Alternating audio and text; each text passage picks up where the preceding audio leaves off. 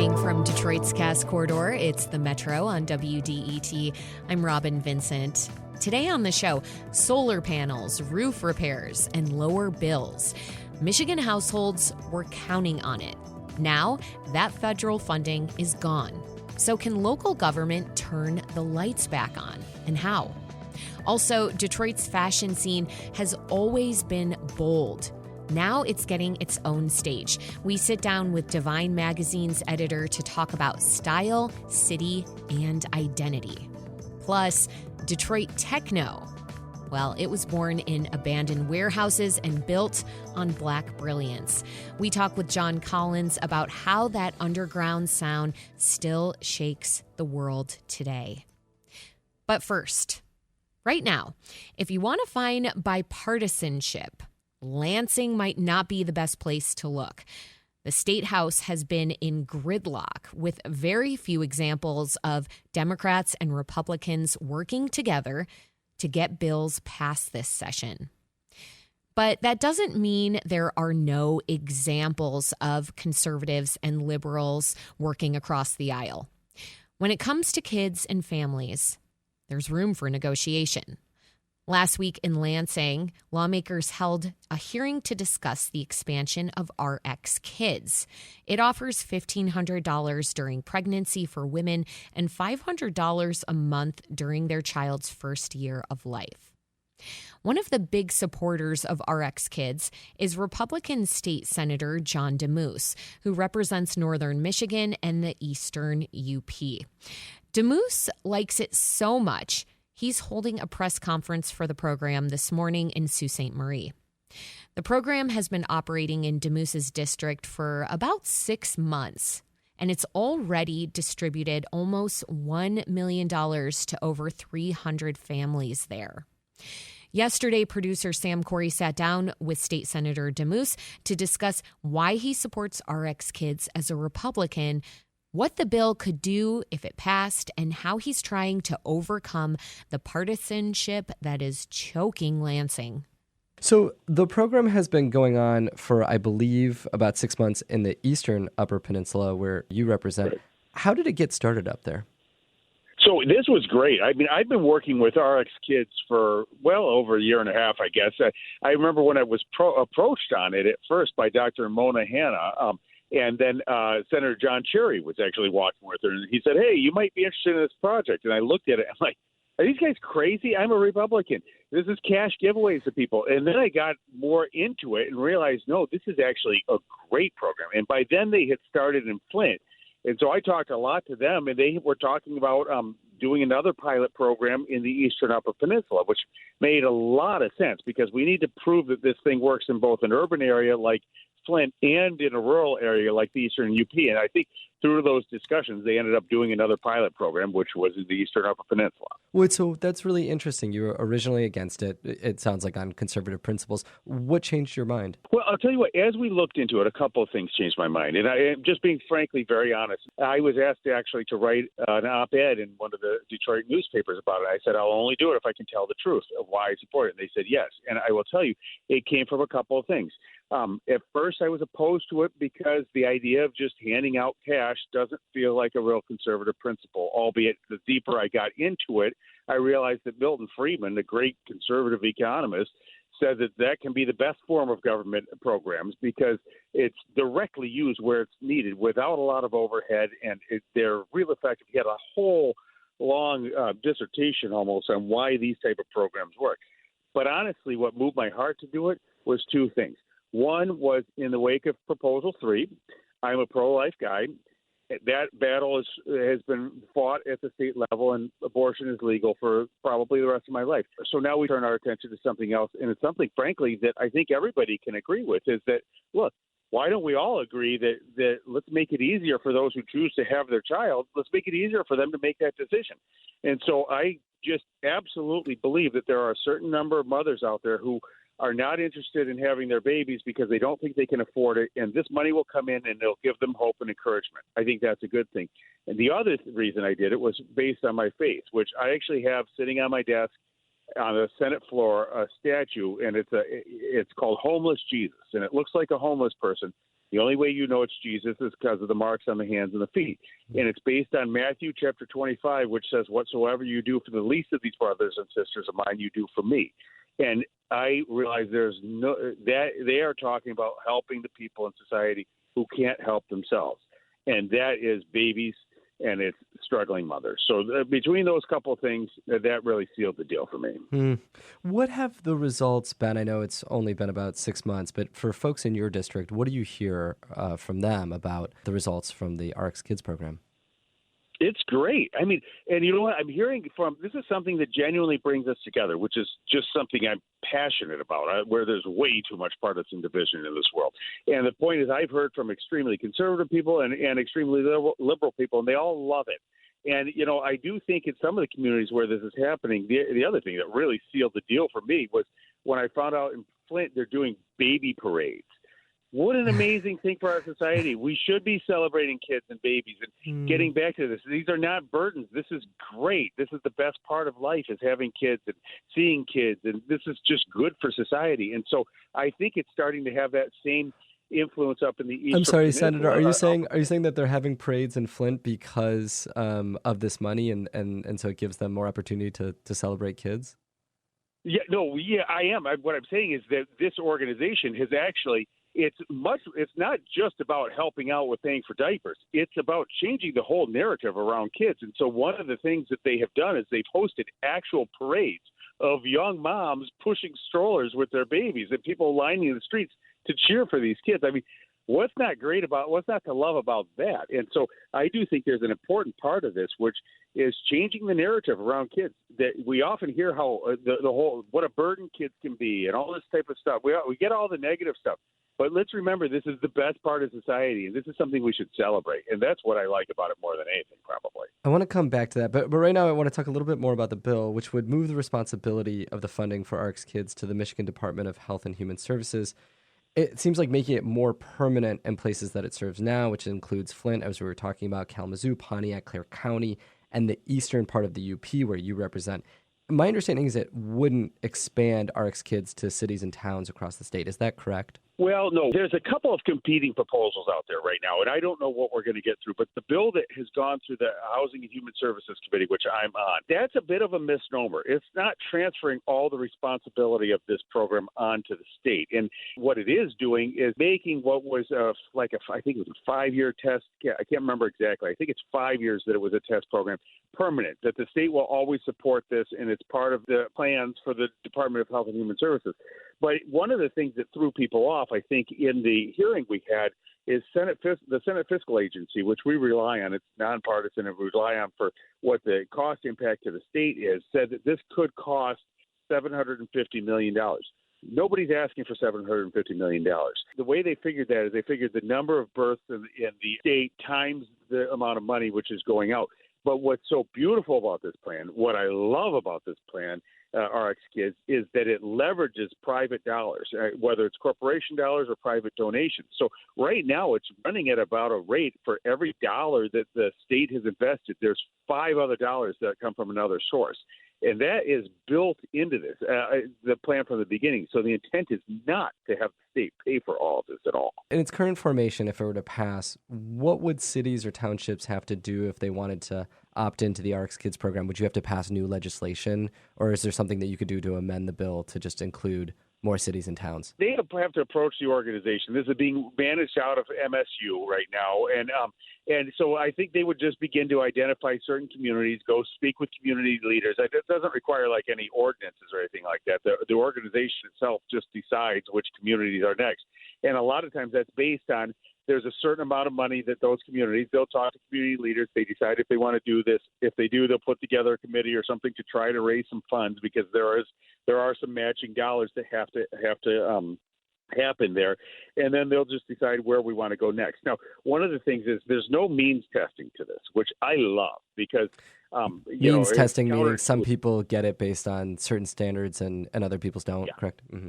Exactly. Yeah, depending on income levels or something like that. And frankly, I think that's one of the beautiful things about this. It sort of belies common sense. You'd think, well, let's just keep this to a certain socioeconomic group or something like that. Bottom line is, by not having means testing, it does a couple things. One, it makes it very, very efficient. So there's not a lot of monitoring that has to happen and verification and those type of things. Basically, you have to prove you're pregnant with a doctor's statement, but you don't have to show tax returns and all these things. Secondly, the part I really love is it takes away the stigma. So nobody's like sneaking in, trying to get some help. This is available to anybody who wants it. You're listening to The Metro on WDET, Detroit Public Radio. I'm Sam Corey, speaking with State Senator John Damoose about his support for a program that would help solidify the way the state gives money to expecting parents and parents with young children. State Senator, I want to talk to you a little bit about something you were talking about earlier, which is some of your Republican or conservative instincts are telling you maybe not to do this. Republicans often don't like big government spending. They want less government intervention. I know you noted that this uses private dollars, but I'm wondering if there are Republican values that help animate you to support something like RX Kids. Well, there absolutely are. And that's the thing. And some of these kind of came up after the fact as I got into it. Plenty of them. I mean, certainly the social values. We tend to love families. We love babies and kids. And so supporting those needs, like I said, it came from my faith, which isn't purely a Republican point, but the desire to help people in need that is built into me. But then there's a lot of other values. I mean, for instance, we pride ourselves on being fiscally responsible. And if we really study the issue, that first year of life and the months immediately preceding birth are so critical that if they don't go well, it causes problems that follows that person through the rest of their lives. There have been studies done about just how much we could save by making that first year and a half better for kids. So long term, I mean, it's things like incarcerations. It's things like, breaking the cycle of poverty. You name it. There's just a whole bunch of things that we end up having to pay for later if we don't pay for now. So I think there's a very good case that could be made from an economic standpoint that this is a good investment in the state. A new economic report called into question some of the effects of the RX Kids program or a program like it, saying that it had no statistical effect on child development. It led to questions about whether maybe other government programs are more effective in assisting families rather than just cash transfers. I wonder what you make of doubt that's been casted a little bit on a program like this. Yeah, well, I haven't seen any of those reports, so I don't know what they're based on. I can only say what I've seen out of Flint and out of the Eastern U.P., and that's obviously not long-term because the program's new here. But I can tell you that these are real needs, that we have seen mothers who would not have otherwise gone to prenatal visits. I mean, that we know from other studies the importance of those visits, the importance of getting the right vitamins and nutrition and medication when you're pregnant. That all of these, we've had so many reports of mothers who wasn't even on their radar to go seek out that care, and they did because of this. And we know from other science that has an impact. We know economically, just by various economic studies out there, that first year of life is families are never more poor usually than that. Just look at what diapers cost. It's unbelievable. So we know that economically helping solve some of those challenges in that first year of life can't help but help those families long term with their economic well-being. There's a lot of different things. I'd be interested to see the report you're talking about, because I don't know how they would have, just as we don't have any long-term results of our kids because it's a relatively new program, I can't imagine they'd have any long-term results of how it's not working either. Yeah, I mean, there's definitely some different ideas about why there was doubt in it. It was done during the pandemic, and there's some questions about it. But there's also, to your point, a lot of evidence suggesting that anti-poverty programs certainly do a lot for kids. Sure. And on that point, investing in kids early, you're talking a little bit about the importance of doing that based on conservative values of helping out families. Are there other things you're looking at, or other things you think the state can be doing to help young families and particularly young children in development? Well, I mean, you're right about that. There's a lot we can do to help families in general. I mean, we have a lot of ideas on it's just an extremely expensive world right now, and everybody's suffering because of inflation and these type of things. So, I mean, a lot of that can't be solved at the state level, but anything we can do to make it easier for families to make ends meet make them not have to go deeper and deeper into credit card debt and other forms of debt, whether that's cutting taxes, whether it's doing the things that we need to do to create a more solid year-round economy. That's a big deal up in my neck of the woods where I love tourism and travel. It's great, but it's not necessarily the healthiest year-round economy. So I'm trying to work on things like manufacturing policy and getting small to mid-sized manufacturers up to northern Michigan so that we have an economy that we can rely on year-round. That benefits families long-term. There's all sorts of other ancillary things that we're always fighting for to help families. You know, we're working on child care initiatives, which is one of the biggest needs that we see anywhere I go. I hear about housing and child care. Everywhere I go that families can't find this. So there's a whole lot of initiatives we've done to try and revamp that system, get rid of unnecessary regulations where we can. I was just at a dedication of a child care center here this morning up in northern Michigan. So we're making progress on these areas that can help. But it's going to take a long time. You mentioned a little bit of the economic development strategy work that you're doing. I know you're doing that with State Senator Mallory McMorrow. Are you getting flack from Michigan Republicans for supporting this RX Kids bill? Are you having to try to bring them along? Well, I mean, I don't know about related to this bill, but you do point out a very serious problem that we need to start to demand that our people work together. I mean, I came out of the business world, and we couldn't just sit back and posture and put out inflammatory statements and treat our lives like a boxing match. We had actual outcomes and deadlines and things like this that we had to meet.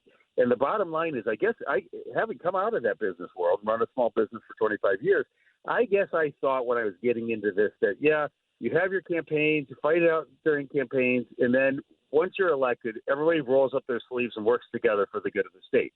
And I do get criticized a lot for working across the aisle, maybe not so much on this RX Kids thing, albeit I don't know what people are saying behind my back, but I just look at this as this is a job. I mean, especially right now, I'm in the minority in the Senate. So if I can't work with Democrats, that means I can't do anything. And so I look for areas where, one, out of a practical nature of wanting to accomplish things, to do because it's the right thing to do. And so, yeah, I get criticized a lot. I'll probably get criticized over this, but hopefully I'll win enough support that we can well, I'm wondering how you deal with it, Senator, because to your point, it seems quite important in a divided legislature. You have to work with the other side. What do you do emotionally? What do you do socially? Like, do you try to convince the people that are critical of you that, like, hey, no, this is actually really important? What are the things that you do to try to encourage bipartisan support despite getting flack for doing such work? I just keep on going. You know, I mean, that's the point. And one thing is, back home, you know, yeah, the most strident partisan people, there's occasionally people who just want to see you fighting each other. But back home, people this is what their voice is. I mean, I just put out something this morning about how appalled I am that we don't have the budget done yet, because we have a deadline of July 1st, and we've blown by that deadline, and nobody seems that concerned by it. This is what people back home are thinking of the government all the time. I mean, they're sick of watching people just posturing and fighting. I mean, as far as practical things, I think there's things we can do. I mean, first of all, the ones who are reasonable. And I've sort of said to myself that I'm willing to work with anybody down there, Republican or Democrat, who's there to actually do the job. And so, for instance, I have a big package of bills on human trafficking. I mean, who thinks human trafficking is okay that's coming up? And I went and hand-selected people on the Democratic side and Republican side who I know are willing to rise above and work together for the good of the state. And we're going to introduce this package together. And that didn't take a lot of convincing for those people. But we'll see how these other – I've had some not-so-great results, too, where people just want to fight. That's discouraging to me. To this point, I'm glad we're talking about partisanship a little bit, because Michigan lawmakers have passed just 6 bills in 6 months. It's making it the slowest legislative start to the year in the last 2 decades. I do wonder why you think this is happening. What is the cause of all of this gridlock and partisanship? This is bewildering to me. And the point of the matter is, I could tell you I didn't leave my career behind and my business behind to come sit and play politics and play government. There's real things we should be working on. And I think it's become this toxic environment where some people are just having a lot of fun beating each other up. You hear personal attacks all the time. You hear people just not willing to work together. I know it happens on both sides. Heard people say things like this, oh, we can't give the other side a win, so let's all gang up on that, regardless of whether it's a good policy or not. I think our people need to start to demand a different type of politics altogether. And it doesn't mean we all have to agree on things. I mean, one of the senators I work most closely with, I think she's wrong on so many things, but I look at her and I don't make it personal. I think she's wrong for all the right reasons because she genuinely wants to help people. I can work with somebody like that, and we've had great interactions. where I can calmly explain to her why a policy doesn't work for my district. And I've watched her change policies because of that. And I've learned a lot from her, too. I mean, I think we need to start electing people who are going to start thinking like that, who aren't down there just to make a show of things, but who are there to work. This is my last question on this, but I do wonder if you think it's more tied to the person or more tied to the issue in terms of partisanship, meaning like there are just some people that are not going to play nice and are going to try to use the media to their advantage and other people's disadvantage? Or is it more about the issue that's at play? Abortion, that's just going to be hard for Republicans and Democrats to agree on, and it's really easy for something like that maybe to become more of a wedge issue. Do you think it's more about the people, the issues? Is it the media landscape? I do think it's more about the person, honestly, because here's the thing, is I'm friends with all kinds of people who are pro-choice. And just because I think differently from them on this doesn't mean they should hate me or I should hate them. And we can work together on other issues. That's the way it's supposed to be here. But there are people who are, who thrive on this boxing match and thrive on the attention they get back home by punching the other guy in the face. And frankly, I don't know which came first. It's a chicken before the egg type of thing, because in a way, this comes from the way our culture is today, with people sitting at home, sitting in echo chambers online, just only taking in news that confirms views they already have, not being willing to look at other thoughts. We have a media that rewards the bad behavior. It never makes the news when two people have a nice conversation towards one another and come to a compromise. What makes the news is if somebody stands up on the Senate floor and blasts the other guy.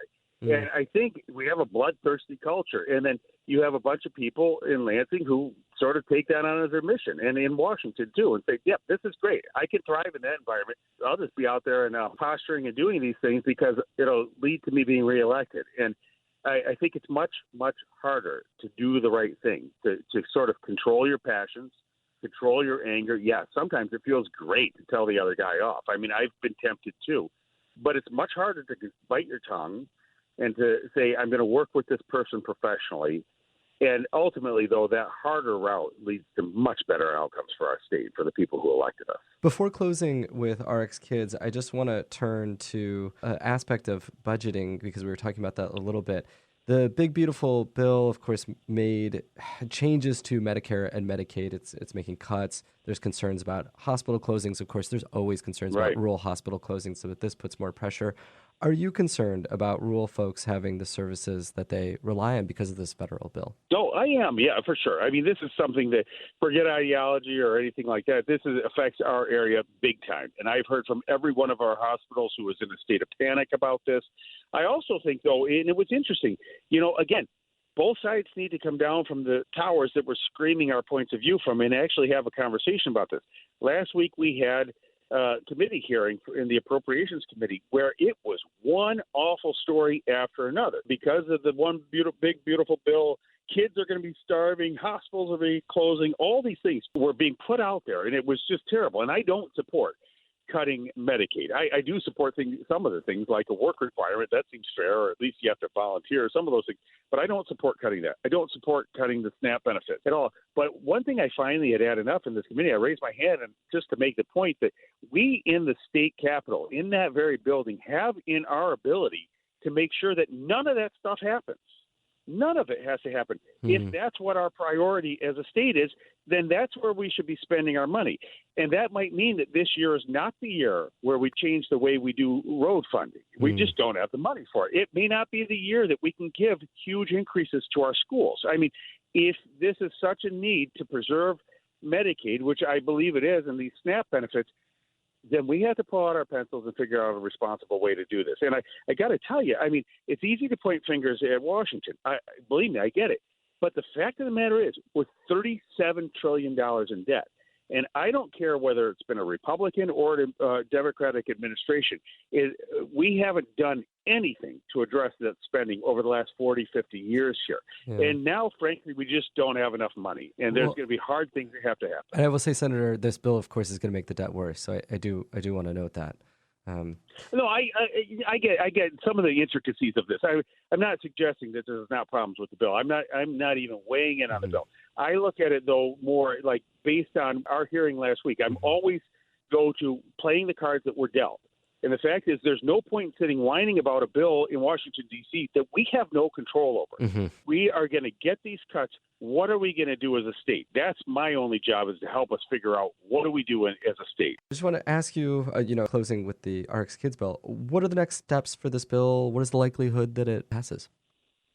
Well, I'll tell you what, I don't know whether this is going to pass right now or not, because the budget process is such a mess here. At the very least, I hope we can get our $20 million ask into the budget there, because that'll keep the project going as is. This, again, may not be the year we can roll this out statewide based on all the other concerns, like I just said, about what our priorities may be. But I do want to keep this idea alive, because this is something that could really bring people together, and it's something that's just plain good news. I was saying that to somebody this morning. I deal with bad news all day long, every day. I mean, every legislator does. And it's so nice to come across something that's just good news that we can all kind of celebrate. And I hope that we keep going with this program. I really do. I'm going to do everything I can to push. I'm trying to help even behind the scenes, non-legislatively, by bringing companies together to support this and doing whatever I can to build this up. But I think we can build a broad coalition and get it done. I don't know if we'll get the whole statewide thing this year or not, but I hope we at least keep funding it to some degree. That was Republican State Senator John Damoose. He was speaking with Metro producer Sam Corey about a bill that would give cash to expecting mothers and mothers of young children. At one point in the conversation, Damoose was discussing when the program was first rolled out in the state. For clarity, RX Kids began in Flint in 2024.